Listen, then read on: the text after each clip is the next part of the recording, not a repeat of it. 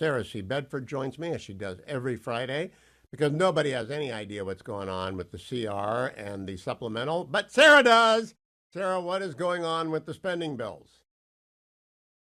Well, I think Republicans and Democrats, even ones who didn't agree with the ultimate path that House Speaker Mike Johnson took, are probably relieved to be out of Washington, D.C., back home campaigning.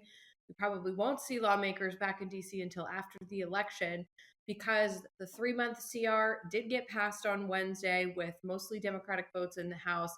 Obviously, same thing in the Senate. And a government shutdown was averted, but now negotiations over spending are going to come back in December because the CR only keeps the government open through December 20th. Okay, everyone wants to go home for Christmas, including members of Congress, so they will come to an agreement.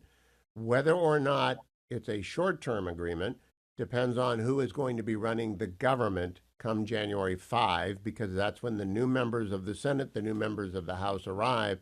What's your prophecy, Sarah Bedford, about the lame duck session? I think it could get pretty ugly because you have a sizable block of House conservatives saying they're not afraid of a shutdown in December. It's about the furthest you can get from an election. They know voters have short memories, and a shutdown would only last, as you mentioned, from December 20th until January 3rd, January 5th, when the new Congress is sworn in. And Republicans could have a bigger majority to pass what they want in terms of a budget. So I think you could see the threat of a shutdown become much more real in December. And Republicans, including House Speaker Mike Johnson, are saying there will not be an omnibus come December. That's not an option on the table right now. They want 12 individual appropriations bills, and they've left themselves just a few weeks to get through that work. And it's not necessarily realistic that that's going to be the case between November and December.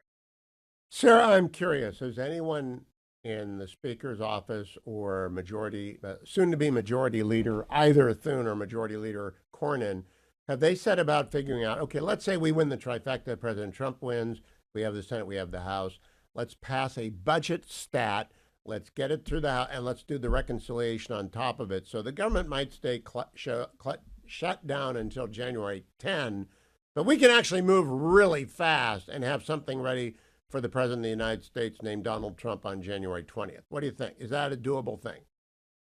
Yeah, I think the calculations are going to be totally different if lawmakers return in November with a Republican trifecta. There won't be an appetite to get 12 appropriations bills through the door by December 20th with such a slim majority in the House right now and being in the minority in the Senate. That's not going to be an appealing option for Republicans. So I think that a shutdown might be something they use to their advantage in that case. Now, if the results come back and let's say the House majority is still extremely narrow the way it is right now, there might be more pressure to get done what they can and avoid the embarrassment of a shutdown. But I do think you're right that Democrats will have no leverage if Republicans win to get something done before December 20th. Last question, Sarah. I watched Mike Kelly on with Brett Baer, and Mike and I are going to be together in Pittsburgh on at an event that Salem is putting on. I want to make sure I give the right date here because I don't want to get people confused. It's October 23rd. Congressman Kelly joining Mike Gallagher, Larry Elder, and myself at the Hyatt in Pittsburgh. And then if you want to go, battlegroundtour.com, battlegroundtour.com. Mike Kelly was very impassioned last night that local and state police did nothing wrong at the first assassination attempt. Is that the consensus position? Was it all on the Secret Service? That certainly was the vibe of the first House Task Force assassination attempt hearing yesterday when we did have those local officials testify. The Secret Service never asked local police to secure the building where the shooter shot from. The Secret Service didn't bother to put the local police on the same radio frequency as the Secret Service agents so they couldn't communicate. Secret Service was in charge of drafting up those plans and essentially telling the local police officials what holes they should plug in the security plan. And so, yeah, I think the blame lays squarely at the feet of the Secret Service.